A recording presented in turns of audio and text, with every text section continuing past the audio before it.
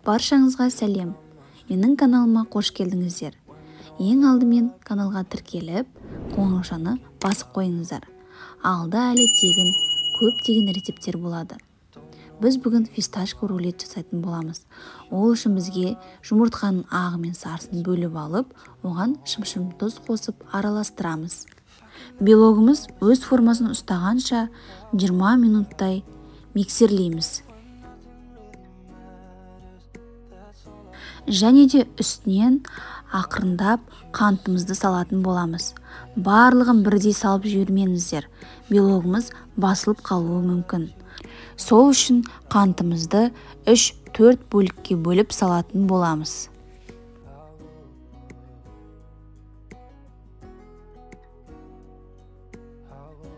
Менде шамамен 18 минуттай уақыт алды.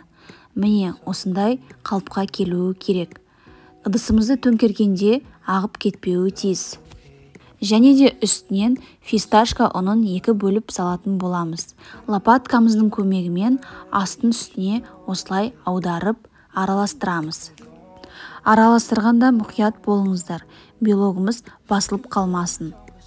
Енді екінші бөлікті фисташкалы ұнды қосатын боламыз. Жақсылап бәрін бір келкетіп араластырамыз. Арасында фисташка ұны қалып қоймауы керек.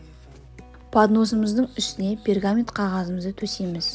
Пергамент қағазының сапасы әртүрлі болғандықтан үстіне сіздер май жағуларыңызға болады. Сонда жабыспай алынады. Рулетімізді бір келкетіп пергамент қағазымыздың үстіне түзулеп шығамыз. Барлық жері бірдей болуы қажет. Себебі піскен кезде бір жері жұқа болып қалса сынып кетуі мүмкін.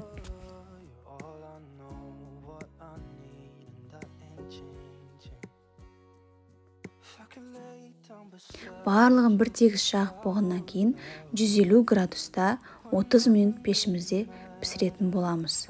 Рулетіміз пісіп шықты. Енді осындай размерде пергаментті кесіп алып, осы пергаментке аударатын боламыз. Енді ақырындап рулеттен пергаментті ажырататын боламыз.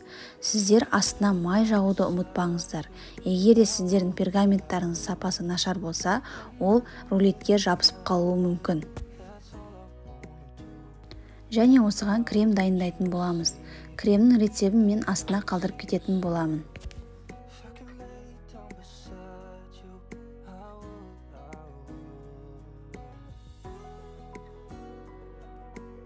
Креміміз дайын.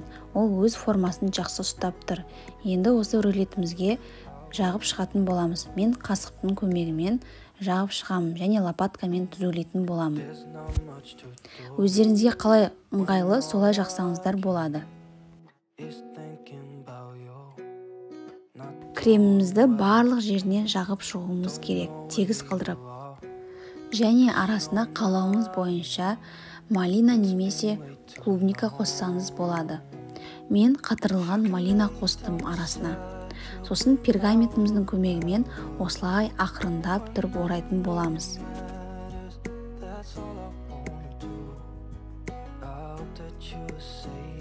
Мен осында 2 подложка қиып алдым. Және де рулетіміздің тура 2 ортасынан кесетін боламыз.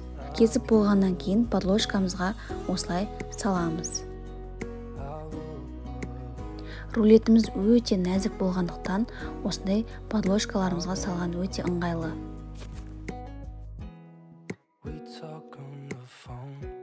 Осымен фисташка рулетіміз дайын.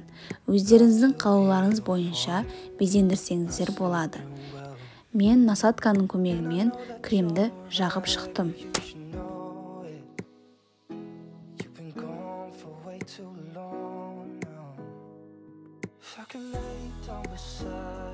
Өте нәзік, өте жеңіл, әрі дәмді фисташка рулетіміз дайын. Ас болсын. Менің каналыма тіркеліп, лайк басып, комментарий жазуды ұмытпаңыздар.